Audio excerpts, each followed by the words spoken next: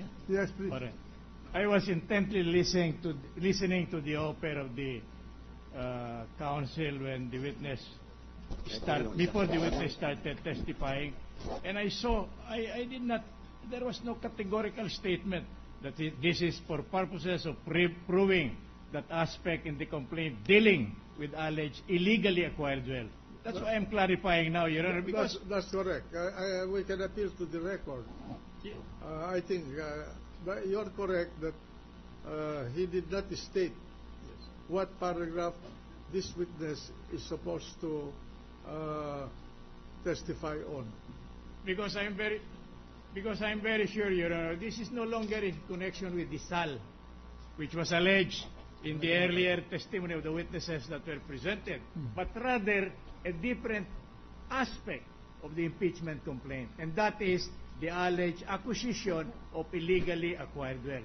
Now, we made this manifestation, Your Honor, because we have a standing objection insofar as this, and that was noted by Your Honor in the records of the case. That's correct. Now, our point is this: is there any compliance with the rule of pleadings and procedure that will warrant introduction of evidence in this particular issue? Our answer is none, Your Honor. Why?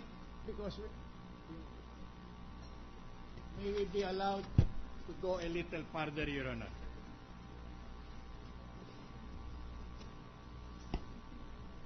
Paragraph 2.4, Your Honor, and with the permission of this honorable court, may I be allowed to read. Respondent is likewise suspected and accused of having, allegedly acquired ill-gotten wealth, acquiring assets of high values, and keeping bank accounts with huge deposits. It has been reported that respondent has, among other things, 300 square meter apartment in a post-mega world property development at Port in Taguig. Has he reported this as is constitutionally required under Article 11, Section 17 of the Constitution in his statement of assets and liabilities and net worth? He is no longer testifying of the alleged son of the accused, Your Honor. Now, I said, may I be allowed to go a little further, Your Honor? I said that there could be no evidence that could be admitted in connection with this because there is no valid allegation of a cause of action. Why? The allegation is suspected of acquiring. Mere suspicion does not suffice. The rules of pleadings, Your Honor. Just to clarify, yes, Counsel, are you disputing the ownership of the 300 square meter apartment in Mega World supposedly owned by the respondent? May I now answer, Your Honor? Yes. I have not gone that far, Your Honor. My point is this: there can be no offer, much less any reception of evidence on this particular allegation, Your Honor. Why? Because there is no compliance with the rules of pleadings. And if there is none, then there could be no evidence that could be presented in support thereof. The entire complaint is a nullity, no cause of action, no relief can be granted. Well, that is not the statement of Justice Cueva. That is the jurisprudence on the point, Your Honor. May I respond, Your Honor? I'm not yet through, Your Honor. Yeah. Let the counsel yes, Your Honor. Now, if the purpose is solely to determine whether he has filed Justice Corona had filed his SAL, I see nothing in the evidence now being presented. They were the subject matter of the evidences presented yesterday. We took note of that. But in this particular instance there, now how do we determine the sufficiency of an allegation of a cause of action?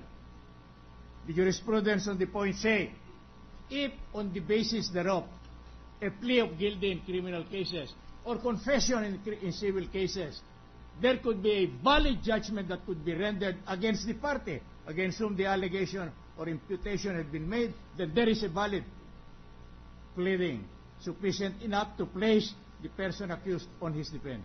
Now, my question is this: how could there be a valid judgment when the basis of the allegation is suspicion? Hindi ho ba masyadong we are trying a Chief Justice of the Republic of the Philippines, the highest official in the judicial department of government, on the basis of an allegation of suspicion, and secondly, on the basis of alleged report. Let us take this one by one. Yes, Your Honor. In the case of the 300 square meter apartment, is that included in the sal end of the Chief Justice? That was included. In Yeah, fact, so if that is included anyway, that is an admission on the part of the Chief Justice that he owns that apartment.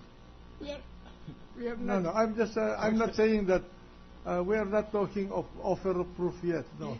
But I'm just saying this. So, as far as this chair is concerned, as far as the 300 square meter plus of apartment is concerned, I think a question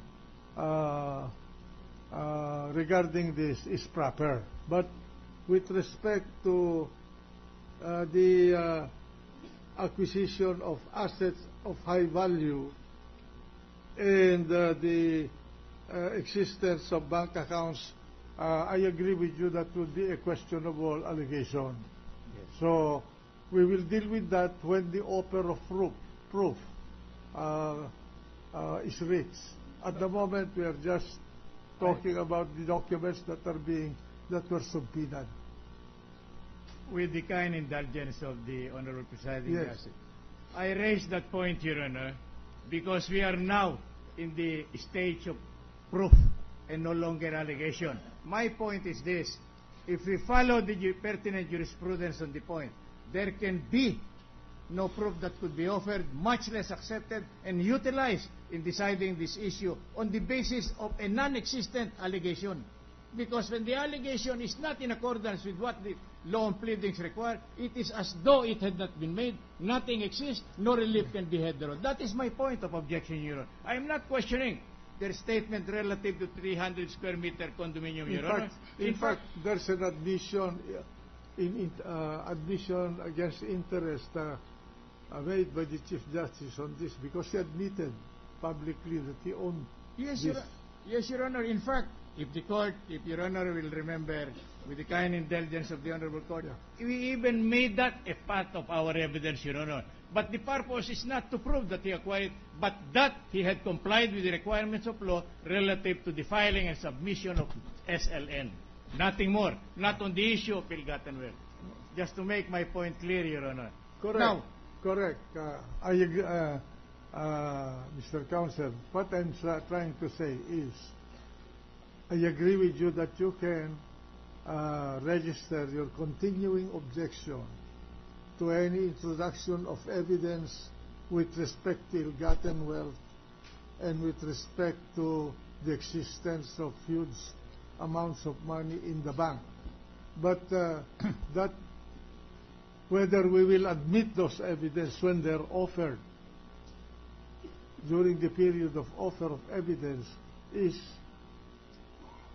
something else. may I now be allowed? Yeah, please. With your indulgence, Your Honor. Besides, this witness now is not here. Only on the issue of subpoena testificandum. Yeah. Also to testify. That's why, if the Honorable Chairman will notice, I made him read the order for him to appear. Not merely to bring the documents stated in there or described in there, but to testify.